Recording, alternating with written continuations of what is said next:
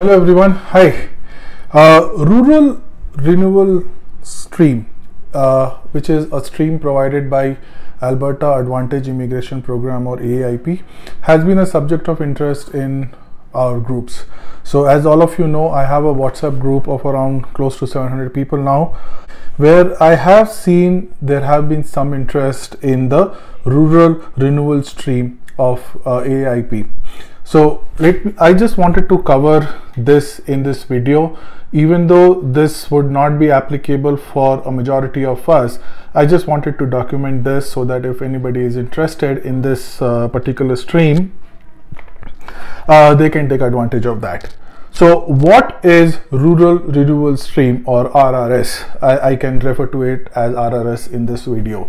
So Rural Renewal Stream is a community-driven process where certain designated communities in Alberta can sponsor candidates or can sponsor foreign workers from across the world. This is basically for the economic development of certain communities in Alberta, right? So when we hear about Rural Renewal Stream, the objective of this stream is to target rural Alberta and the rural communities in Alberta. So the first question many people might ask, what is rural Alberta? So there is a specific guideline for rural Alberta, which basically is any kind of community which is outside Calgary or Edmonton metropolitan area and which has a population of less than 100,000. So those communities are called as rural communities. Now, not all rural communities qualify for this particular stream. For the rural communities to qualify under this stream, they have to get designated as they have to get something called a community designation to participate in this stream. Once they are designated by the competent authority, they can participate in this stream, which basically means they can hire foreign workers and they can sponsor or endorse the foreign workers.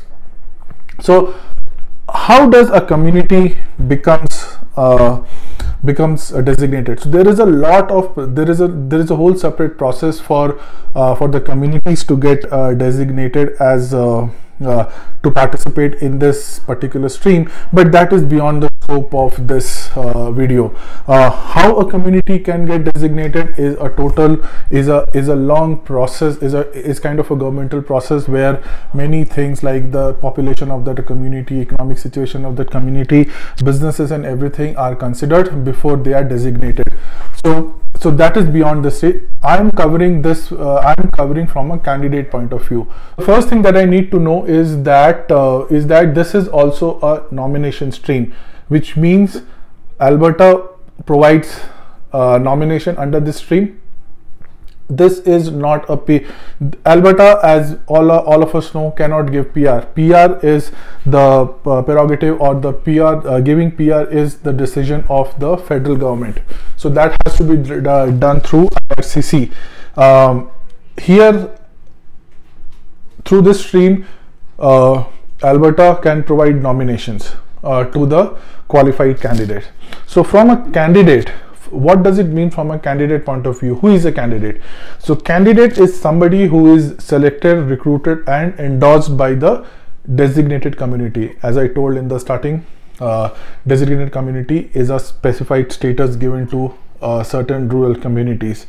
So for being a candidate, that person has to be selected, recruited and endorsed by the designated community, and it should meet all the conditions of the Rural Renewal Stream. So endorsement is just one of the conditions of the Rural Renewal Stream. Apart from the endorsement, it also has to meet certain criteria, which I will cover in detail in this video. To summarize, the Rural Renewal Stream, if you see here in the screenshot, is a two-step process. A community designation process, whereby the company is designated, a community is designated as rural, and then it recruits newcomers and provides endorsements to them. And the second step is the candidate submitting its application to Aaip, following all its requirements. So once that is done, if Aaip is satisfied, they will provide the nomination to the candidate. Okay, and here you can see what defines as rural Alberta community. So here you can see that in the screenshot. I'm not covering the designation process. There is already a list of designated communities which you can see here. This list is exhaustive. You see here the first community notified was City of Brooks in 2002, and the latest community that was designated was the City of Medicine Hat in January 13, 2023. So this list keeps on growing, keeps on changing. Also, the fact that a community, this designation is provided for a certain period of time. So at the end of that particular time, that designation is reviewed and this list can be modified. So this is the list which is there at the current time. So have a look at this list. Okay, so what happens if you find a job in Alberta and you don't see your community in this particular list? This basically can mean two things. Either your community is not qualifying for this particular stream, or they do not wish to participate in this stream, and hence they have never applied for the designated status. If your community is not there in the list, from a candidate point of view, you can hardly do anything. It's just that you will have to keep looking for other options under Aaip.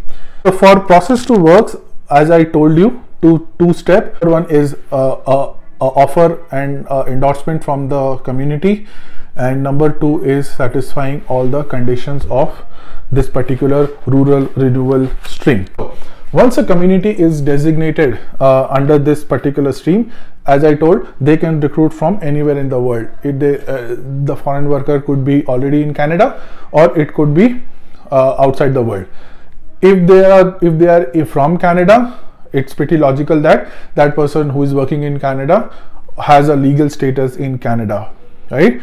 And if they are from rest of the world, they have to follow all the rules and regulations of getting those candidates here, of working in Alberta. Because what happens is, once a community designates endorses a particular candidate, that candidate can apply for a letter of support, and that they can use that to get a temporary work permit to work till their PR application is processed, so that the need of the community is addressed, right? So that you will see here, and that is how it works. So they have to follow certain rules and regulations. Now, once designation is done, then some employer from within the community gives an offer letter to the candidate, to the foreign worker, and once that is done, the community makes its endorsement to the candidate. They make that endorsement by way of a document called Endorsement of Candidate, or EOC letter, Endorsement of Candidate letter. This letter is very important applicant to be able to proceed further with his nomination in under Aaip. Okay, so I'll just cover the details of this endorsement of candidate letter. So if you look here, you will see the content of the endorsement of candidate letter.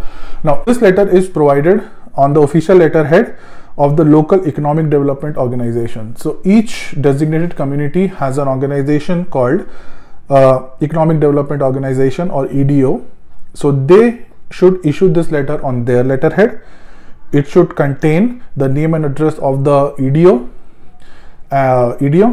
candidate's name and address, and the details of the job offer. As I told earlier, once the designation is done, one of the employer from within the community gives an offer letter. So, and that details of that offer letter should be available in this endorsement of candidate letter, EOC letter also. This EOC is issued by the EDO, or the Economic Development Organization. Okay, remember that. Even though it's issued by EDO, it contains the details of the job offer from the employer.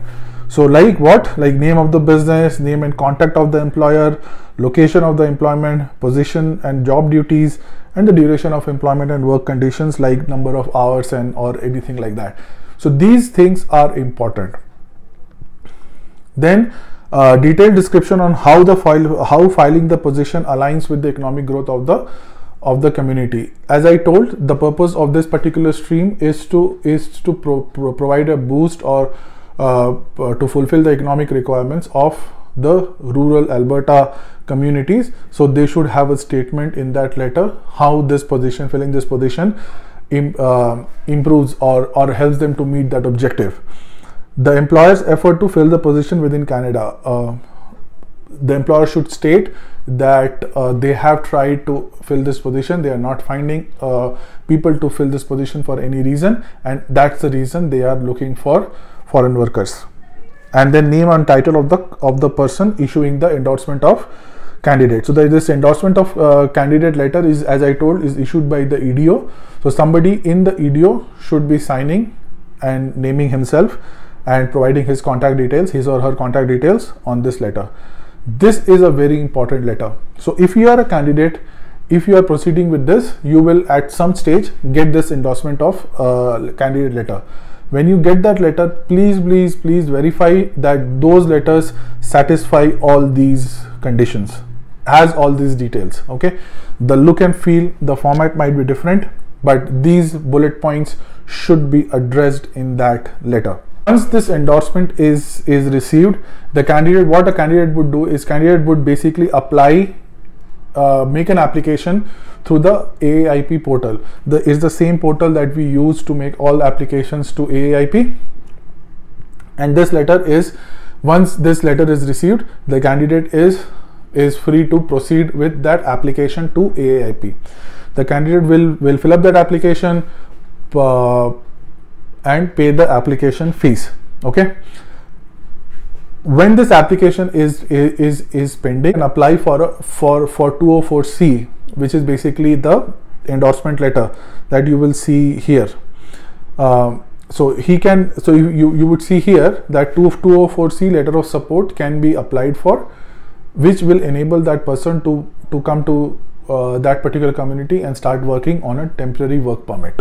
Okay, so then it is possible once the PR application is being processed. Okay, remember, this is not after nomination, this is only when the PR application is being processed. Okay, then they will have to start working, just to enable the person to start working in the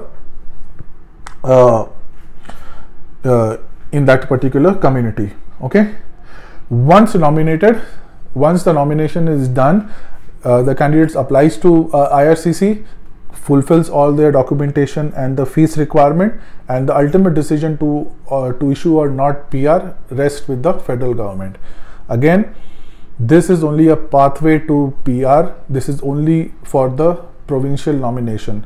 This process doesn't guarantee PR by itself. This only guarantees if you are successful nomination and those 600 points. Okay, so anytime a candidate gets that letter, make sure you check the endorsement letter for all these points. Okay, covered in the video earlier, it's a two-step process: getting an endorsement and fulfilling the Aaip requirements under this particular stream. So now what I will do is I will cover the requirements from a candidate's point of view. What all requirements a candidate has to apply, has to fulfill. So the first important condition that the candidate has to fulfill is that something called a community residency requirement. At the time you are applying to Aaip, and while the application is being processed, you should intend to live and work and stay in that community. Now this is a bit different from the general Alberta immigration stream, where you should just intend to live in Alberta. Here you have to live in that community. So you have to take an undertaking or show your intention to reside in that designated community. In that designated community, not any designated community. Like for example, if you got a certificate of endorsement from Medicine Hat, you have to stay in Medicine Hat. You cannot go to Brooksfield. Okay, so things like that. So that residency requirement is very, very important. So that's the reason it's kind of limiting too. Okay, next is community endorsement requirement. We already covered that in quite some detail. The candidate should be endorsed by the Economic Development Organization or EDO of that particular community, and that endorsement letter should have various details that I just covered, and I'm again putting it here. Apart from endorsement, what the candidate would need is a bona fide job offer from an employer within the community. That job offer also has certain requirements which I will cover in this screenshot. So if you see here, this job offer requirement, if you read through it, it is pretty similar to a general job offer requirement what we have seen in other streams. When you get a job offer, please verify whether all these conditions are being met. So what are the conditions? Like your job offer must be from an Alberta employer. From an Alberta employer, what does an Alberta employer mean? Any company which is incorporated in Alberta or in Canada, in any other province of Canada, but which has a place of business in Alberta. It should be for a continuous work in your designated community. So your employer could be registered outside the designated community, but the work that they are offering should be within the designated community. Okay, it should be a full-time work of minimum 30 hours of work. It should be more than a year, and the wages and the benefits should exceed, if a Lmia is required for this job, then exceed that job, or otherwise the minimum wage. Okay, so this is very important, and obviously any job offer must be accepted by the candidate. So it should be, you should accept that, you should show that you have accepted that job offer, and that job offer meets all these requirements. Next is a requirement for work experience. Okay, so this particular, to qualify under this stream, a candidate must have relevant work experience, and you should have a minimum of 12 months of work experience in the last 1.5 years anywhere. It should be full time, and it should be relevant to the as far as your tier category is concerned. So for example, if you look in this screenshot and the table in this screenshot, if your job offer is for a tier 0 category, then your job experience could be either in 0 or 1. So if you have work experience in 1 but you are getting a job offer for 0, it can work if you have this 12 months of experience in last 1.5 years criteria in a 0 or 1 category. So for again, if you are getting a job offer of tier 1, your previous work experience could be in 0, 1 or 2. So you have some flexibility here. It's not that your NOC, your current and your past NOC should match. You have some kind of flexibility there. The only inflexible part is tier 5. Tier 5 must have experience in tier 5 and also in the same NOC. So tier 5 is a bit restrictive, but apart from that, tier 5, this work experience requirement is detailed here. One more point here that we want to clarify is that what if you have gained that experience as a student? If you look at the last bullet point here, any experience gained as student is not relevant unless that work experience was gained in a full-time employment and as part of your education. Okay. However, if you have done your 2-year post-secondary education in Canada in the designated community, so for example, you are getting job offer from Medicine Hat and you have studied in Medicine Hat, then this whole condition of 12 months doesn't apply. Then you don't have the 12-month work experience. So you can just apply right after you get your PGWP, right after you complete your post-secondary education, right? So this is very good. So if by any chance you guys are studying, if there are students in these rural communities, which I shared, I'll again share here. in these rural communities, if you have a post-graduation work permit holder in these community, studying in these communities, then you don't need to meet the 12-month requirement and you can start off your application process as soon as possible. Next, language requirement. For this particular stream, language is also one of the requirements, and I'm putting the screenshot here. The language requirements might change. It has changed a bit since introduction of tier. But if your NOC category, if your tier category is 0, 1, 2 or 3, you should have minimum of 5 in each language, in each English language skill.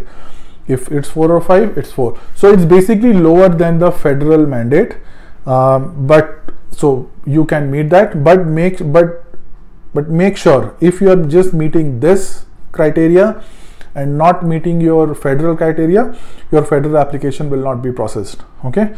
So this is the minimum for the nomination only. Okay, so you cannot claim that, hey, I have got nomination from 5, I got all 5s, right? Now my overall is 5, but for federal nomination overall is 7, right? So you have to make sure that you get 7. So as long as you qualify for the federal federal CLB, if you get the score as per the federal requirements, you should be safe here. This should be easy to meet, and we all know it should be from one of the designated entities, and it should not be more than 2 years old. Let's go to the education requirement. This stream has some education requirements. So minimum of high school is required, or if you have a or you have to provide a educational credential assessment from WES or any of the organizations for giving your education. The only exception is if you have studied in Alberta, or if you have a certificate in Alberta, you don't have to give a ECA. That goes without saying, because ECA is required for foreign education only. Last requirement of this stream is funds. You need to provide proof of funds for this particular stream. If you are residing in Canada, if you're already in Canada, if you're already working in Canada, you don't need to provide proof of funds. That goes with the federal also. But say if you're a foreign worker trying to come to Canada via the rural renewal stream, you have to provide the funds. The table is here. It depends on two things: number of members in your family and the population of the community. So if your community is, say, 30,000 strong, community size is 30,000, then and you are a couple, then you have to show proof of funds for $12,600 odd. Again, this is the minimum requirement. The more you have is better, but this is the minimum guideline if you want a number. So this is important, because they want to make sure that you have enough funds to settle in that community. So once you meet all these requirements and you have the endorsement from the community, you can submit the application, and then that application will be processed. You will be given a nomination, and then once you get a nomination, you submit your application for your PR application to Ircc, and then once that is done, you get your PR. So that is what this particular stream provides for. So this is it from my side on this particular topic. This being a long video. If you want more information on this particular topic, do let me know. I can cover more topics, or I can add more details to this particular video. I just wanted to document this for benefit of few of my friends or few of my members of my group who are looking to apply via this particular stream due to any reason, and I hope this helps them. Okay, so thank you everybody, and I'll see you in the next video. Thank you.